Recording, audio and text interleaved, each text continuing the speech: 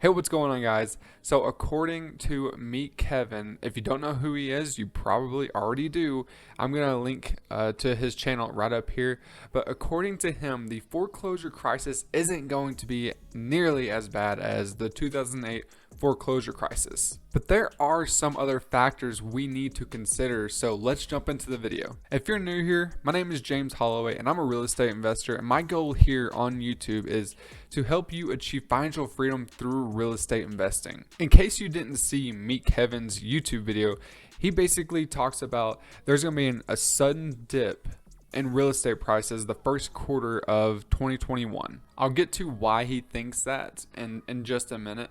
But there are some other things we have to consider. I really think MeetKevin is on point whenever he talks about a sudden dip in prices. One thing I don't think he mentions in his video is the amount of equity people have in their homes. I think he touches on it a little bit, but I want to put it in perspective for you what that looks like. So according to Mortgage Daily News, $6.6 trillion in equity is locked up in people's homes. Now, that didn't happen in 2008 to 2012 when we had this massive foreclosure crisis. We have a lot of thanks for the $6.6 trillion in equity in people's homes. Yes, that's right, trillion with a T. The average homeowner has about $120-something thousand in equity. But one big factor that has risen the real estate prices is the drop in interest rate. So basically, if you don't know, and MeetKevin mentions this in his video, is for every 1%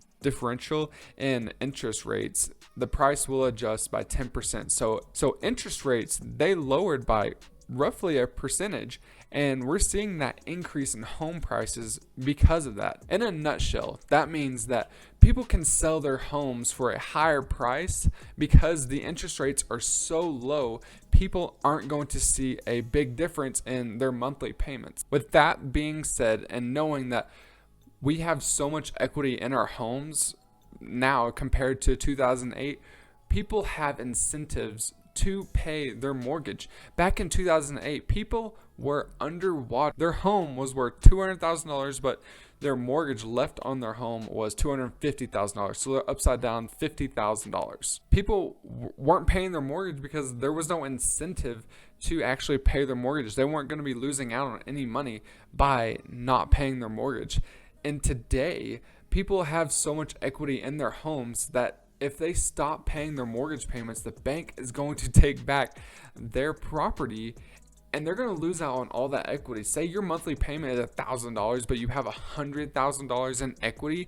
Would you really give up $1,000 to give up $100,000? I'm not saying people were making an easy choice back in 2008 because it wasn't. People were losing their jobs like crazy. So it came down to mortgage payment that I don't have a lot of equity in, or I'm going to pay for food this month.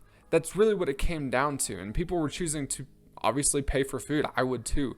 Like if I didn't have any money inside my home, of course I'm going to pay for food. Yes, you're going to be going into the foreclosure, but it's going to affect your credit, but you're going to be alive. Hey, if you're getting some value out of this video, hit that subscribe button, turn on bell notifications so you get notified every time I upload a new YouTube video just like this one. Here's one thing that will happen, and MeetKevin is spot on with this. We will see a massive influx in foreclosures at the beginning of 2021. But are we near a foreclosure crisis like the one in 2008? Let me put this in perspective for you. According to Bankrate, in the first half of 2010, the height of the foreclosure crisis, in the first half of the year in 2010, there were 1.65 million houses in the foreclosure stage. Let's compare that to the first half of 2020. The first half of 2020, there were 165,000 houses on the foreclosure market. Here's a key question you might be asking yourself that MeetKevin didn't mention in his video. Why haven't you hit the like button on this video yet? No, but seriously, please hit the like button because it really helps the YouTube algorithm suggest this video more, that it can spread and more people can view this video. Seriously, here's a question you're asking yourself. There's a ton of people that went into forbearance, basically meaning they pushed their mortgage back a certain months because of a financial hardship, aka the pandemic. And so you might be asking yourself, well, since they're in forbearance, they're not in foreclosure yet, right? Let me share some information with you that's a bit of a kicker. Again, back to mortgagenewsdaily.com. According to them, I'm going to read it straight off their website. Of the 6.1 million homeowners who have been in forbearance at one point or another since the beginning of the pandemic, 2.4 million, or 41%, have exited forbearance. So what does that mean?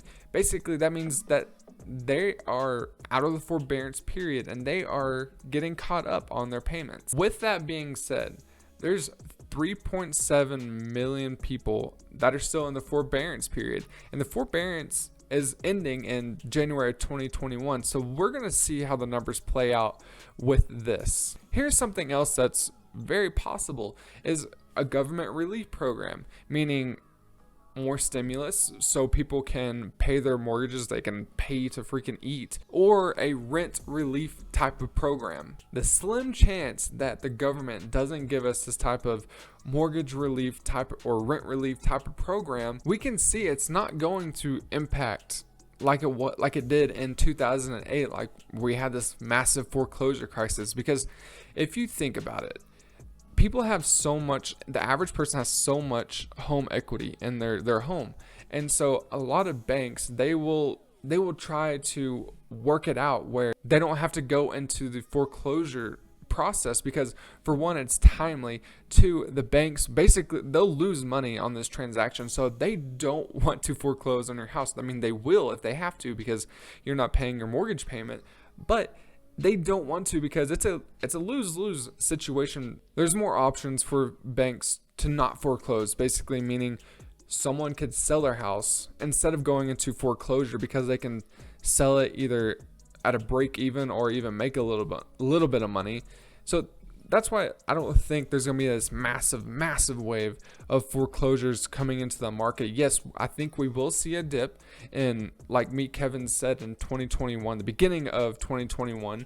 We're going to see this massive dip in prices. We're going to see this influx of foreclosures, but we're not going to see it like 2008. It's still going to hit pretty hard, just not like 2008. Since there will be a lot of foreclosed homes hitting the market in the beginning of 2021, you need to know how to find those properties so you can get a great deal on an investment property. So there's a video popping up over here, wherever it is. And so just click on that video and I'll show you exactly where to find foreclosed homes the easy way. But until next video, guys, I'm out. See ya.